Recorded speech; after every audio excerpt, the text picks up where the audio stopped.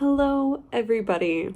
I have not talked to you guys in so long, and I'm so sorry because of that. I was moving, and I live in a new city now. It's been amazing already, and I've already been finding so much freedom and growth and happiness here, and I'm so beyond thankful.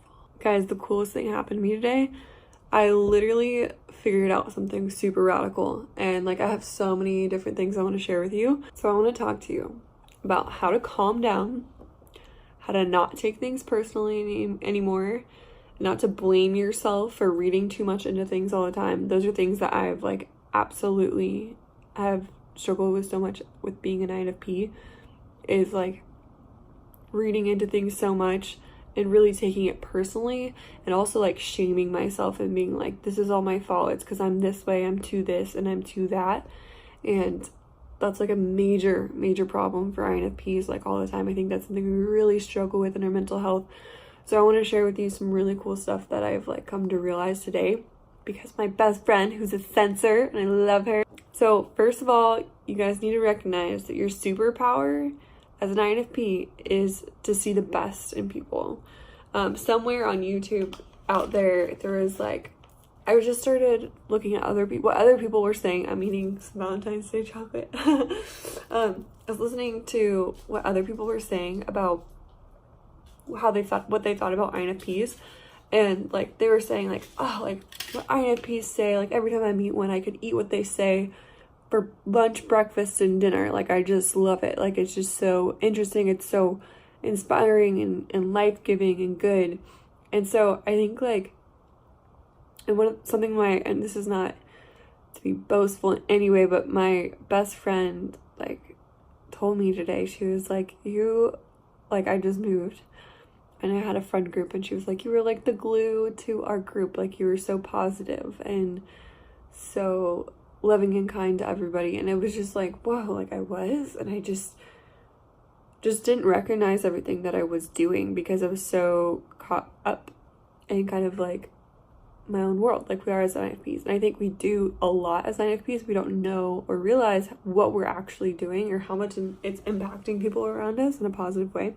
So recognize that you see the good in others, and you actually empower people so much, probably right now way more than you ever could think or realize or imagine. You're just not seeing it because our functioning doesn't make us see it. One major recommendation I have for you, even as I'm going into this, all this will sound so challenging for you if you have no concept of being mindful or living in the present moment.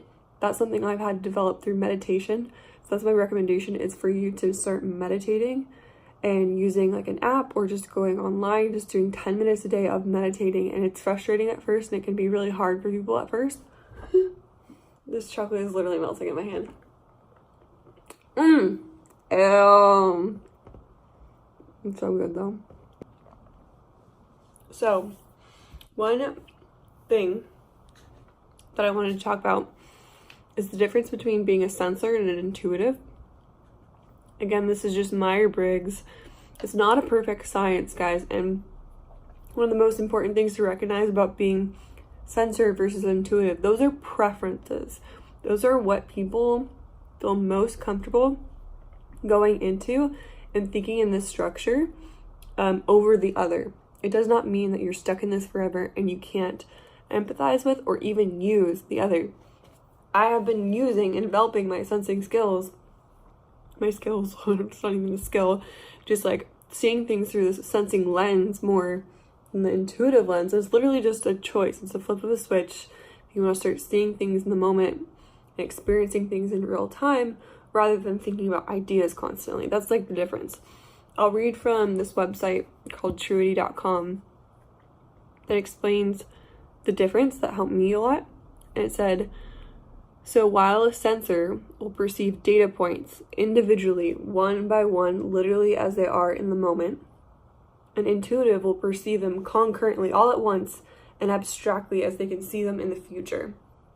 And so I'm sure you guys have had that experience if you're an INFP, of where you see, you have this moment and you see this person look at you okay, this is why I'm terrible with boys, is because the other day this guy smiled at me and I was I literally was like, at first I just was like smiled back like a normal freaking person, and then I was like, oh my gosh, and I just freaked out.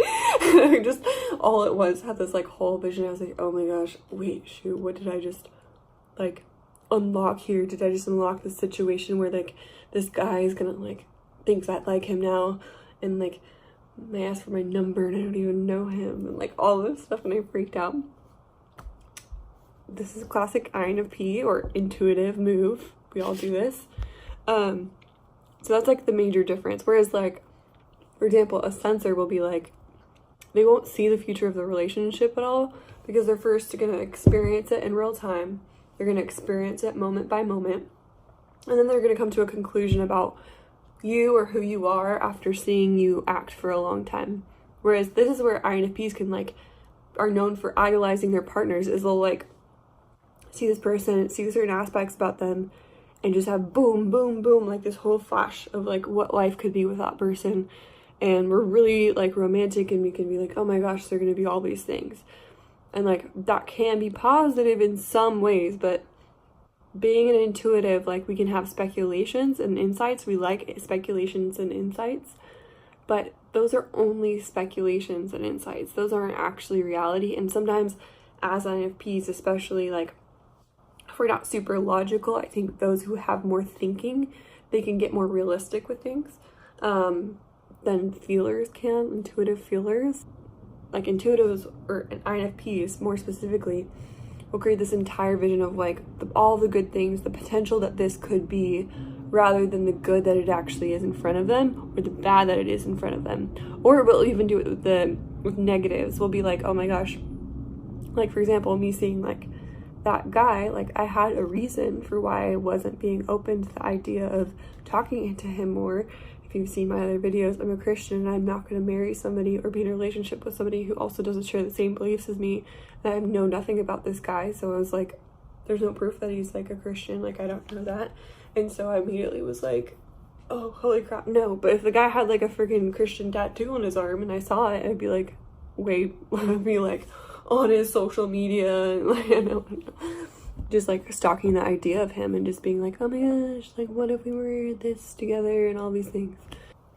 So as INFPs, how do we grab hold of that? How do we fix this kind of problem of blowing things up out of proportion for the bad or for the good, making an assumption that someone's terrible when we don't even know that, or making an assumption that someone's amazing, we don't know that, and every time we get hurt and our expectations are destroyed, and we're like, shoot, I thought life was going this way because I had this like premonition of it, or this vision or a prophetic word that this is what's going to happen, but it doesn't end up that way.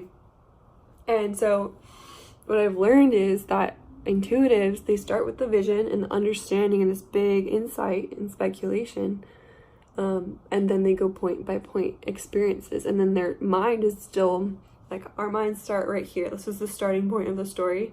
So like, boom, I have this big vision as an INFP, and then I'm experiencing like point by point by point, and I'm dragging along with me this big vision that I'm like striving to make it fulfill, but it's never gonna get there, because as I'm experiencing life as it is, it's a very different story than what I first saw. Maybe there's some sprinkles of aspects that have truth to it, but that full complete vision is never going to be fulfilled in reality, because it was just what I had with the very limited knowledge I had, and it was more of like a creative vision than it was actually giving me any real truth about what life would actually come to be.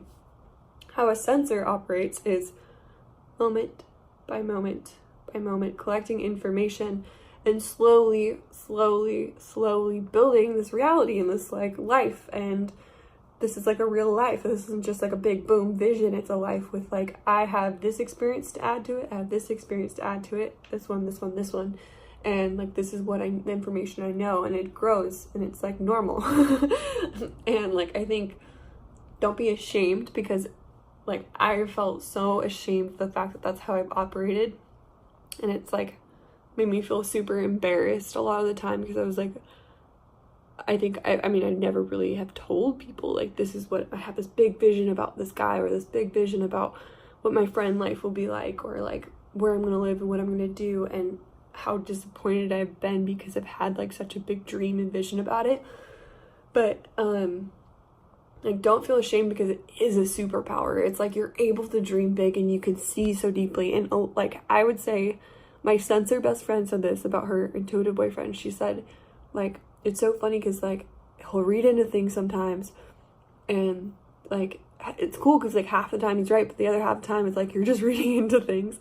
And I think, like, that's something that to take into consideration with ourselves as INFPs is, like, maybe even half the time we're right about certain speculations that we have, but there's a huge chunk of it that we're not. And we're also missing out on what life is in the moment, and we want to enjoy the story and the chapter every season has for us, that God has for us.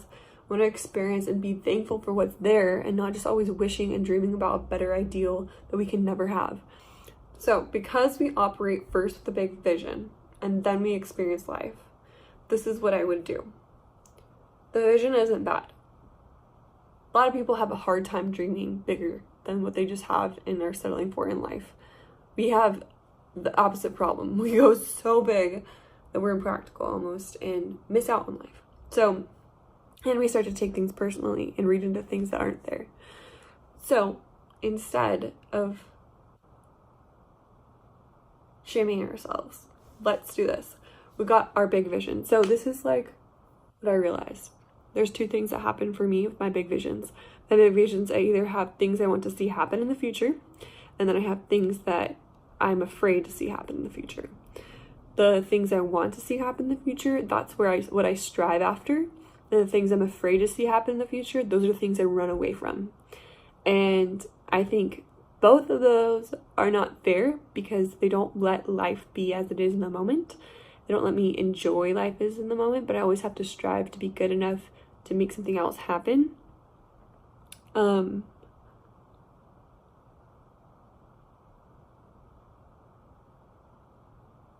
also with the things I'm afraid of, I'm always missing out on good opportunities and letting life grow for me for the better just because I'm afraid of the possibility of there being failure. So what I would do is make these two lists. The list of all the things that you want to see happen in the future right now. And you can always make new lists of this. I don't know, keep it in a doc on your computer or just have a journal of it. And then things that you're also afraid to see happen in the future. And write these down, how you are worrying about them, fantasizing about them, thinking about them all the time, like you do. And as authentically and truly as you feel them in the vision, like you can write so well, I know it. So just write down exactly what you're thinking and feeling about it. And try to just like make it bullet points, like, you know, like what you do want to see happen, what you don't want to see happen, what you're really dying for. And then what you're gonna do is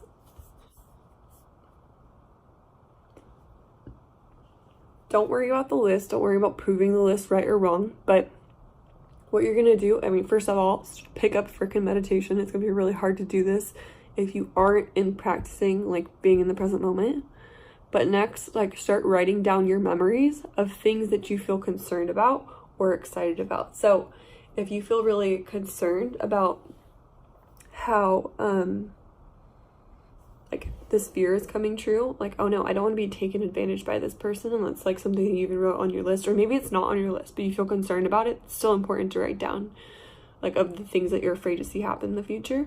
So like, oh, like I'm afraid like this person said this to me and they seem manipulative, so, and this person's a regular part of my life and I'm afraid that in the future this person is going to manipulate me.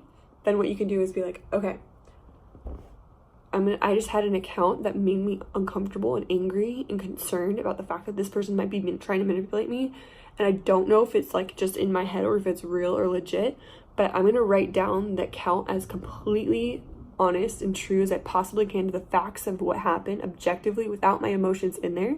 So you write all that out in a little note, and the date and the time, everything. And then after that, you're gonna write like a little paragraph explaining your emotions about it, of like what your concerns were, like why you read, how you read into the certain circumstances, to then when you look back, like you can see it with fresh eyes. So I would just start to do that like over your life with everything. And that's the thing though, you're never coming to a conclusion. That instance proves that that person is always going to try to manipulate you, or that person is going to manipulate you or take advantage of you.